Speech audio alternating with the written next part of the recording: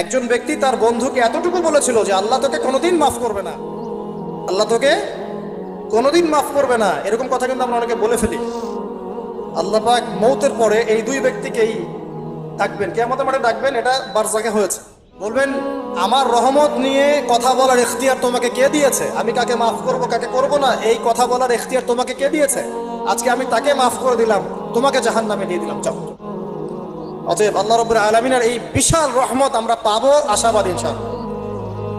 এই কারণে আমাদের প্রথম যে বিষয়টা ফোকাস করতে হবে, আল্লাহ রহমত পেতে হলে আমাদের অবশ্যই বস্তুবাদিতা ত্যাগ করতে হবে। আল্লাহ পাক দুনিয়া পছন্দ করেন না। দুনিয়ার মোহে যারা ডুবে থাকে আল্লাহ এদেরকে পছন্দ করেন।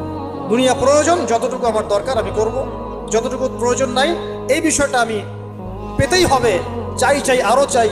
হ্যাঁ, দুহাতে চাপাও হাত পেতে নাও, ঋণ করে ঘি খাও, এইসব দর্শনের ধার ধারবো না আমরা ইনশাআল্লাহ।